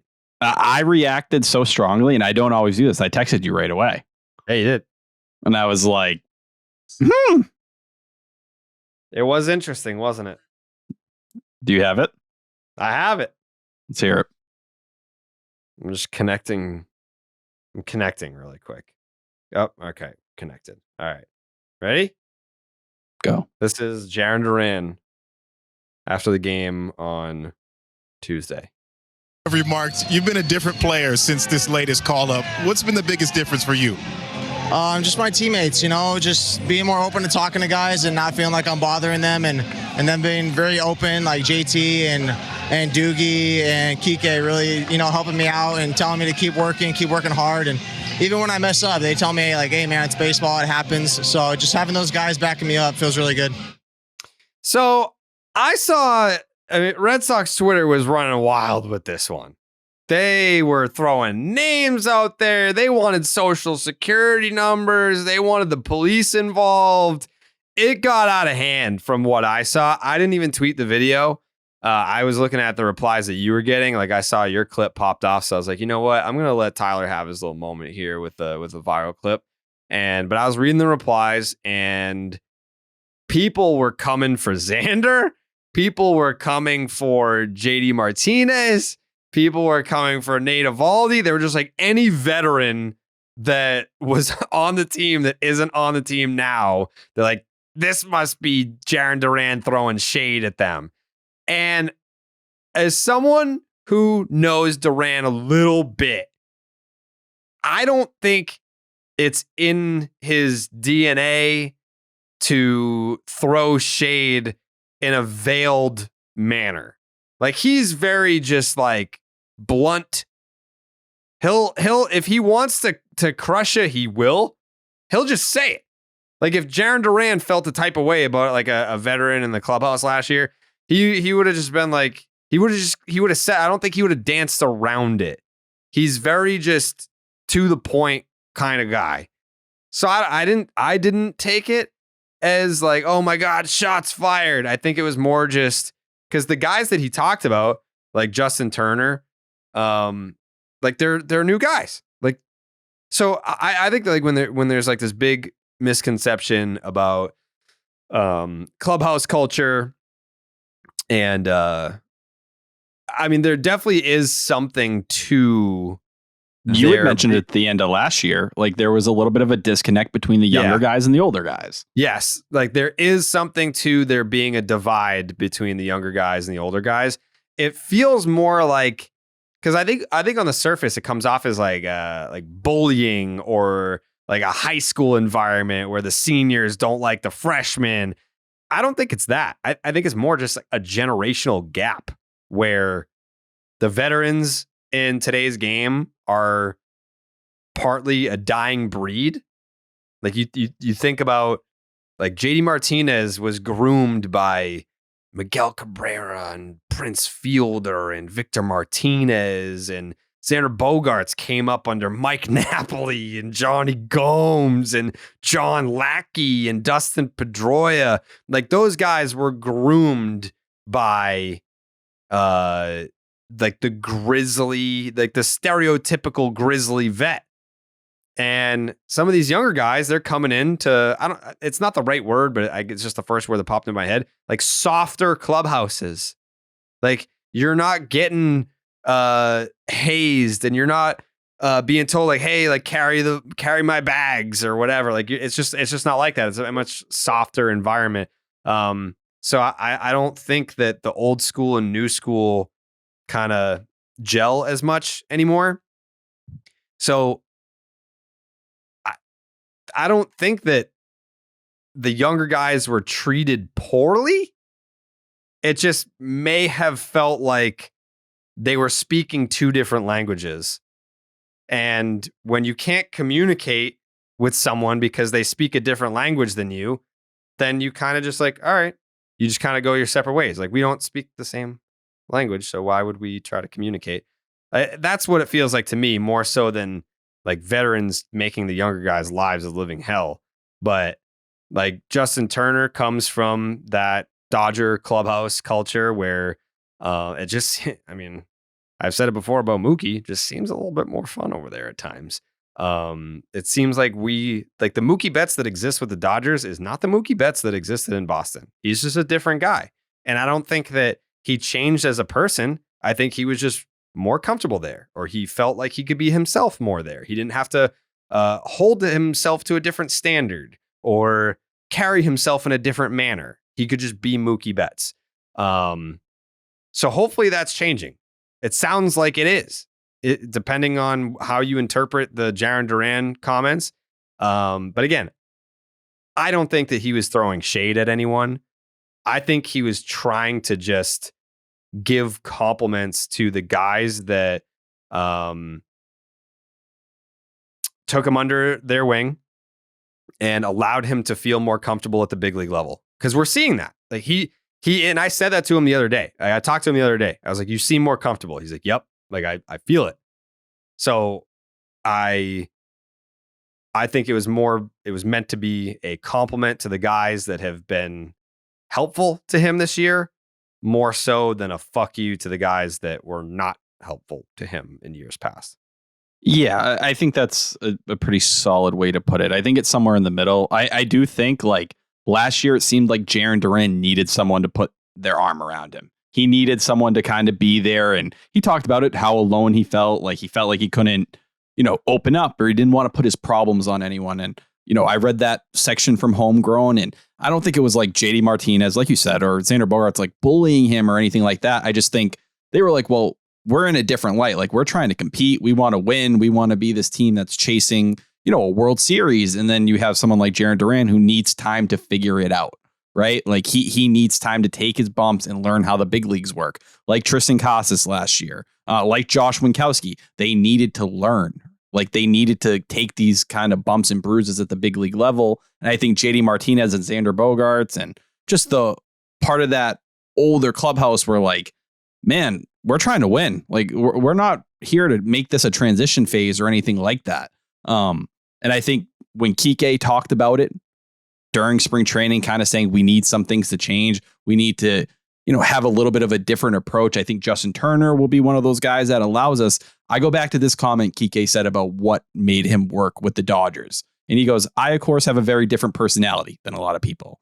I like to keep things loose and I'm a little bit out there. I can be really weird, but let me be myself at all times. But Dodgers teammates let me be myself at all times. And that was huge for me. I think something that allowed me to be myself was that they recognized that I knew when it was time to separate, trying to be the Kike that's funny and the Kike that has to lock in and play the game. I think what you're seeing now is just a little bit of a looser environment where they're willing to put their arm around those guys. Someone like Kike Hernandez, Alex Verdugo. And I know some people were like, well, those guys were in the clubhouse last year. They fill different leadership roles here now. Kike and Verdugo were not running that clubhouse, last year. That was Xander Bogaerts. That was JD Martinez. And, the front office had created problems as well. But it just did not seem like the easiest environment for younger players to come into. I think when they built the clubhouse this year, the whole reason was to make it easier, to make a transition possible for Jarren Duran, for Josh Winkowski, someone like Cutter Crawford, who's also really figuring it out and seemingly getting more comfortable. I just think it's a change, but I don't think he went in there who's like, oh, I'm about to fucking shove it to all those other guys. No, it's just recognizing, last year was not probably as easier an environment for guys to make mistakes and kind of figure things out. This year, bringing in someone like Justin Turner paved the way for that. And you're seeing some of the results. But I don't think it's a fuck you or a way to look down on those guys. It's just somewhere in the middle. Jake, what did you think about Jarren Duran's comments? Yeah, I kind of think that he sort of just got caught up in like, okay, I'm back. I'm called up. There's a bunch of new guys on the team. I'm doing really well this year. And I think he's just like vibing with the clubhouse right now. I don't think he was really throwing any shade at last year's guys. I think he's more just happy with like how the new clubhouse culture has been for him so far this year. That's probably fair. He's not that guy. He's not that guy. I know people like maybe want that to be the narrative. Like they want like the spicy drama. But you know what? Let me maybe if we can get him on the podcast this weekend, which I'll work on that after we get off this. Let's ask him that. What do you mean by that? Little Drewski meme. I saw him. By that. You did? I saw him live. Well, like how many weekends ago when he was here? Yeah, me and Martha went. And honestly, one of the best shows I've been into. Thanks for the invite. Did you want to come? Yeah, I fucking love Drewski. I was drinking Blue Moon while I was there. I threw a couple back. You didn't tweet a picture? Or, I didn't know. It was dark in there. Well, that's why they put the flash on a camera. You fucking idiot, but that's okay. Next time. Yeah. Jake, just write that down. Tyler can't take pictures in the dark because there's no function invented yet to be able to facilitate. Jake, write this down. Jared Krabs thinks Kaleb Ort's good. I mean, he throws 100. Can you throw 100? No. Baseball season is in full swing and there are games on all day, every day. And when I'm watching all the games and recording all these podcasts every week, it can be tough to get a handle on it all. But thanks to Xfinity 10G network, I can stay on top of everything. With Xfinity 10G, you can power an entire house full of devices with ultra low lag, so you and everyone you know can stream every single game at the same time and never miss a pitch. And if you're on the go, Xfinity has your back with millions of Wi-Fi hotspots. Introducing the next generation 10G network only from Xfinity. The future starts now. Learn more at xfinity.com/10G and go Illinois.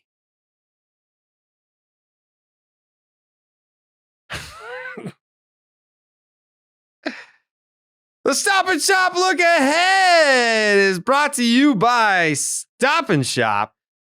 Go to your nearest Stop and Shop, and if you buy 5 pounds of tangerines, you will get 10 cents off each one of those tangerines, but you have to buy up to 5 pounds of tangerines only at Stop and Shop using the promo code Section 10. The guards are coming to town, Tyler. You have any? Do you have any? Yeah, Tito's in town. I'm gonna try and get Tito too, because that. Yeah, I'm gonna try. Hey, listen, I'm gonna try. I don't know. I'm working the connects. What's your off day plan?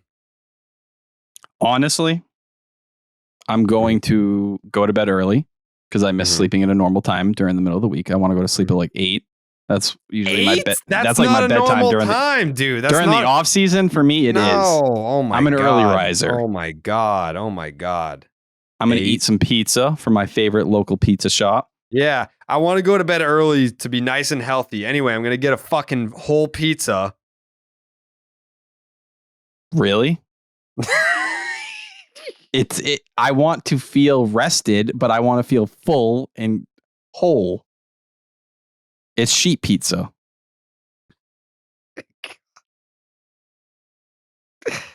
Any pizza shops looking for a sponsorship or someone to run it, I am looking for a pizza sponsor. Okay. Hit my line. Right. I prefer square. Okay. Jake, what are you doing for the off day? Anything? No plans yet. Probably just going to watch the Celtics. Celtics are what, 3-1? 3-2? 3-2 now. 3-2. That was a tough game last night. Brutal. I caught the end, but just the Trae Young game winner. Around there, roughly. So you're the bad luck charm. I mean, when I turned it on, they were up by 1. So I don't know how much I had to do with that. If you'd like to blame me, that's fine. I don't give a fuck. But yeah, they were up by 1 when I put it on, and like some guy was like shooting free throws. I think he hit it. So maybe were they down 1 already? Who shot free throws? Was that Ricky Davis? Yeah. I haven't watched the Celtics since like 2010. Not when much. KG was out, I was out. That was your guy? Yeah, I loved KG a lot. So KG and Dennis Rodman were your guys. And obviously Ricky Davis. I had a Ricky Davis jersey. I bought a Ricky Davis jersey in 2005. I had like an authentic Paul Pierce jersey that I got in probably 2006. I had a Ray Allen jersey before he stabbed us in the back. Whoa, thank you. And yeah, that was kind of it. I mean, I was like a casual observer I went to 2 finals games last year. Were you just there and you're like, oh, this team's nice? Like, were you kind of figuring it out as you went? No, I mean, I kind of paid attention to the run, and then my dad had never been to the finals before, so I took my dad. You're a good guy. You gonna take him again this year? Maybe. I mean, if it's against the Suns, I mean, I'm going in full Suns gear. I don't give a fuck. You have to. It would only be right. Guy. Yeah. Suns out, guns out. Mm-hmm. Those are my guys. Big Book. KD. Yep. Ayton. Who? Yeah. He's on the team too. Yep. Nick Pivetta versus Zach Plesac in the opener on Friday night. I'll be there, 7:10 p.m. Garrett Whitlock versus my boy Shane Bieber. Me, Kevin Pilecki, and Shane Bieber have a group text going on where we just complain about life all the time. Is Kevin Pilecki doing okay? No. Oh my. No, he's stuck in. Yeah, there was a play the other day. Like he was behind the play. He's playing for like the Rochester Red Wings. He also shaved his beard into like a Jason Varitek 90s goatee. Like he's just lost it. So he's behind the play for the Rochester Red Wings. And there was like a play like in front of the plate, like up the first baseline. And him and the pitcher just kind of like stumbled all over each other. And then he just like lays in the grass, like looking up at the sky. Like you could just see it in the body language. Like he was just like, please God, just zap me out of here, please. I hope he gets back to the big leagues. That is a guy that I obviously root for immensely, Kevin Plawecki. But yeah, I mean that just like speaks to his character that he's still tight with pitchers that he worked with like 3 organizations ago or 4 organizations ago. Oh man, I'll probably, it's depending on what the factors are. I could probably get Biebs easily on the podcast this weekend for Baseball's Dead. Talk to him. Yeah. Would he like to come play for the Red Sox one day? Yeah, I'd love to have him come here. I think that pull some strings. That would honestly make me so happy. Like I love his family's fucking awesome. His fiance is great. So we'll see. He's not related to Justin, right? No, but he on player weekend, he wore like his nickname was not Justin. And then Justin Bieber custom ordered Guardians jersey, and then the nameplate said not Shane. Wow. Yeah. Like the real Justin Bieber did that. You would love Shane Bieber. He's honestly just like a very I feel weird using this word. He's a very sweet and kind man. That makes me feel like safe and comfortable. Yeah. You can definitely feel safe around him. He's just like a kind, gentle human being. When he was got off to that hot start in the playoffs last year, I was campaigning for a Shane Bieber trade. So one day, I would still love that. I would still love that someday. We'll see. But it's your boy Garrett Whitlock versus my boy Shane Bieber. That's Saturday. I'm just saying that's a sneaky, very, very big start for Garrett Whitlock. Like the Red Sox badly need him to get going. Yeah, I mean, he's been a mixed bag. So it's like, are you going to step up and be good now, or are you just going to kind of be super inconsistent? So that is a 4-10 start, Garrett Whitlock versus Shane Bieber. Then you have Chris Sale versus Cal Quantrill on Sunday. It's a 1:35 start. Okay. The Guardians, I didn't realize this, are under 500. 11 They're and hovering 13. right around, right? They're 11 and 13. Yeah. No, they're 12 and 13. So they must have won today. They were playing the Rockies, I believe. All right. So they're 12 and 13.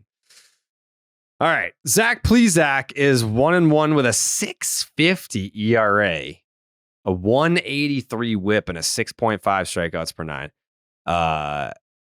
He was supposed to be really good at one point, and he has struggled. His whip is almost 2. Jesus. Of pitchers this year to allow 29 plus hits, he has the 3rd fewest innings pitched at 18, only 4 starts. Despite his contact issues, Plesac has a 3.99 FIP, showing that his high ERA may be a fluke, but his allowed slash line is 354, 384 on base, 524 slugs. That's a 908 OPS. His slider is his number 1 pitch for the first time. He's throwing that 44% of the time compared to a career average around 22%. His only pitch with a batting average below 400 and a slug below 600. His changeup might be the worst pitch in baseball. Hitters are 5 for 10 with 2 home runs off of it this year. He's not striking anyone out. He's in the 12th percentile. Despite all this, the Guardians are 3-1 when he starts, including a game where he only went 1 inning, 7 hits, 6 earned runs. Red Sox hitters have not had a ton of success. 216, 275, 405, 680 on OPS. Devers and Verdugo have the extra base hits. If I recall, Rafael Devers owns that ass. Remember last year when Cal Quantrill walked off the mound screaming and Devers just like stared at him? Yeah, but this is Zach Plesac. Oh, God. I'm sorry. Continue. Shane Bieber, my guy. 1-1, 3.23 ERA, a 1.17 whip, and a 6.5 strikeouts per 9. Yeah, where the fuck are the strikeouts, Biebs? Come on. In 2020, he led Major League Baseball with a 14.2 strikeouts per 9. That has gone down every year since. 12.5 in 2021, 8.9 last year, now 6.5. He's not getting swings and misses anymore. He was perennially in the 97th or better percentile, now sits in the 31st. In 2021, he had 4 pitches with over 31% whiff rate, including 3 over 42% whiff rate. This year, he has 1 pitch above 28%, and it's his cutter, which is 31%. Everything plays off his fastball, so his drop in velocity, that would make a lot of sense if that were the reason for this. 90.8 miles per hour this year. It was 94.1 in 2020 when he won the Cy Young, 92.8 in 2021, and 91.3 last year. So he's losing about a mile per hour a year on his fastball, which is not good. His numbers are still solid, though. 3.23 ERA with a 3.72 FIP. So he's not getting lucky. He's just finding a way. He's figuring it out. He's gone 5 2/3 or more in all 5 of his starts this year, and he's yet to allow more than 3 earned runs in a start. He's allowed 3 earned runs in 3 out of 5 starts. 1 start with 7 strikeouts. The other 4 total, 15. Guardians, this is weird because Plesac hasn't had good numbers. They're 3-1? Guardians are 1-4 in Shane Bieber starts this year, despite him putting up some pretty good numbers. Red Sox, 286, 327 on base, 490 slug. That's an 817 OPS, a double, 3 home runs. And one of those home runs belongs to Rafael Devers. He's 3 for 11 against Biebs with a 1091 OPS. Verdugo has a 1 for 2 showing. That one is a home run. Cal Quantrill, he's not been good this year. 1-2, a 5.40 ERA, a 1.64 whip, and a 5.4 strikeouts per 9. This, as Tyler was mentioning, is the little bitch that was staring down Rafael Devers in the box last summer after a strikeout, only to give up a home run to him in the very next at bat later in the game. And he sucks. 2nd percentile in whiff rate, 9th in chase rate, 5th in strikeout percentage, 18th in expected batting, 25th in expected slug, 22nd in fastball velocity. Pussy. Just like Plesac, he's getting knocked around the park this year, allowing 11.9 hits per 9. He's allowed 7+ hits in 3 out of 5 starts this year. His only good start this year was against the Tigers. His last time out, he got his ass handed to him by the Colorado Rockies. 3 1/3, 8 hits, 5 earned run, couple walks, 2 strikeouts, a homer, and a loss. Players this season are hitting 303 with a 350 on base, 782 OPS. Does not have a single pitch with a whiff rate over 18.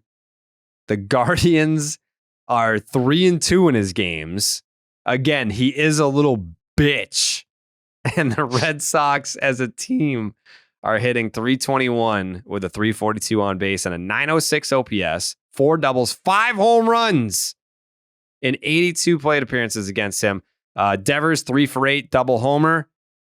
And then Justin Turner, surprisingly enough, as a NL guy his whole career, 4 for 8, double homer. San Diego days. Oh yeah, right.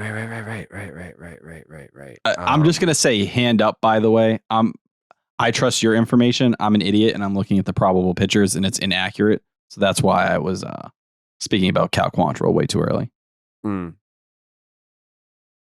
Well, them's be the pitchers. So yeah, Nicky P.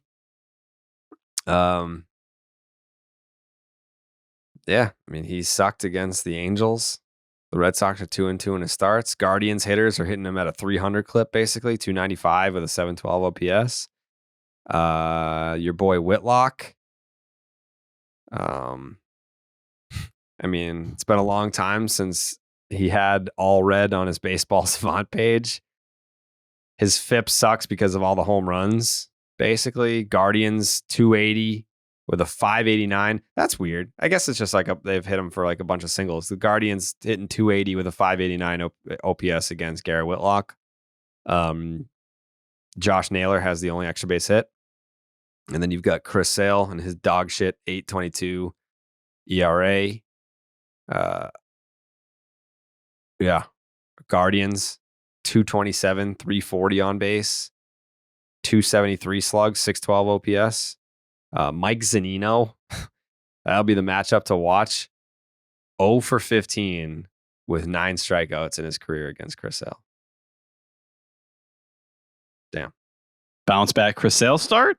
Could be. I mean, that seems to me like a good fit. Like, I'll look it up right now. What the guards offense is doing in terms of strikeout percentage. They are, as far as the league is concerned, they strike out the second fewest in Major League Baseball. Not a good recipe for Chris Sale. Yeah. That is the lowest strikeout percentage in the American League. Only the Nats have struck out less. I will also say probably not a great recipe for Garrett Whitlock either. Someone who's struggling to miss bats. Wow, so you're saying the Red Sox are getting swept in the series? I'm not saying that. I'm just speaking my thoughts that are coming from inside of me. Okay. All right, prediction time. I'm going to go with Jake first. This one's got to be a Red Sox sweep. Yeah. I was thinking of a Red Sox sweep, at least from you. We sound so depressed this episode. Well, I mean, they fucking lost the series, Tyler. You want us to be happy? No, I'm just used to positive energy lately. No. Tyler, what do you got in this series? I never feel good when Terry Francona's coming back to Fenway because I just feel like there's a bad karma. There's a bad karma to how he was forced out. But I'm looking at Garrett Whitlock and Chris Sale. They need to get their ass together here if they're going to get this starting rotation where it needs to go. Don't love Nick Pivetta in this series, but I think the Red Sox, after an off day, getting a little bit of a breather, Chris Martin back in the mix, the bullpen should be going. I think we at least get a really good start out of Chris Sale or Whitlock. One of them gives you something, and you find a way to win the other. I'll take 2 out of 3.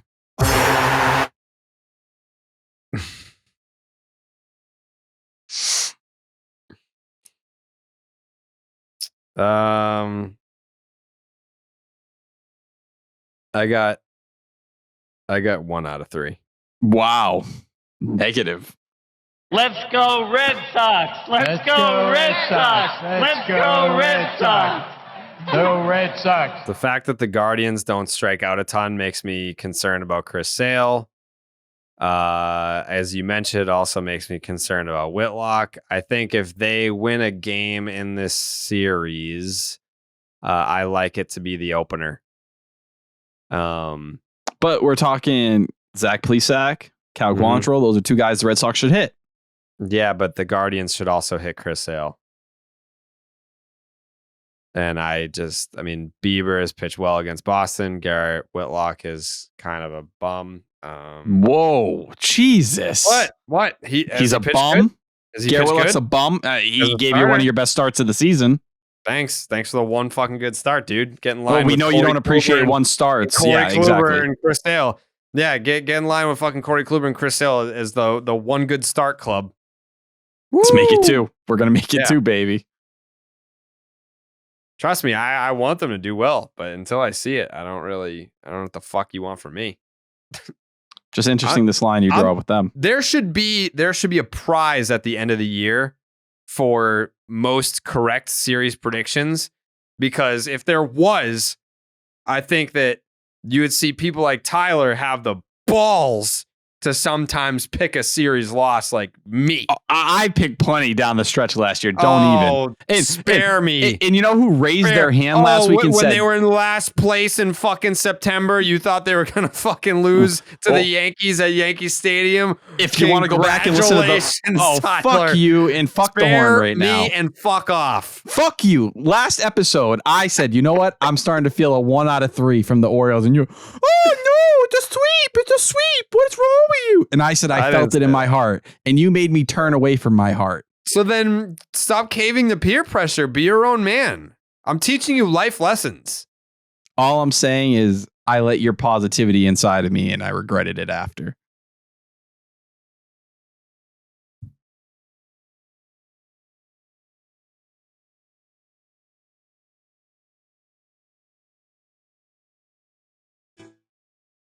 Just new. It's a jingle.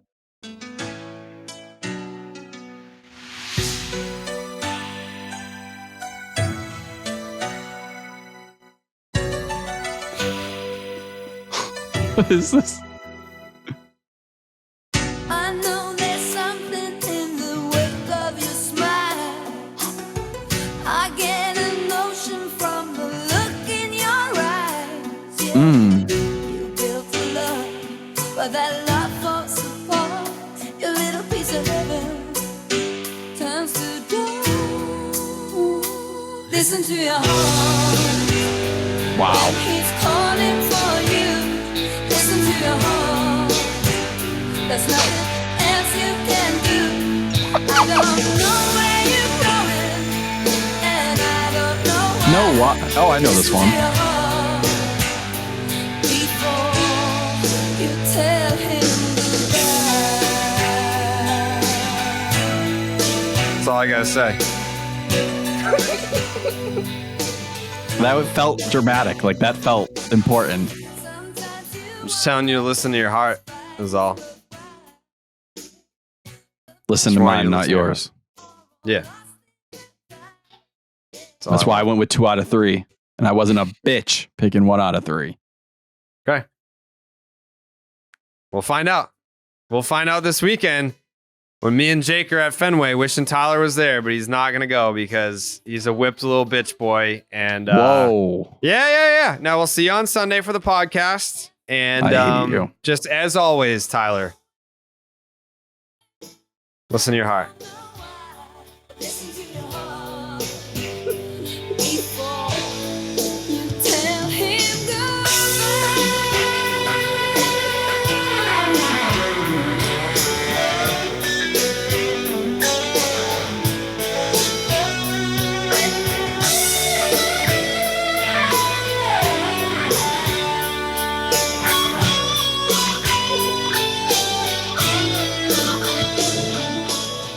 Buenas noches, amigos.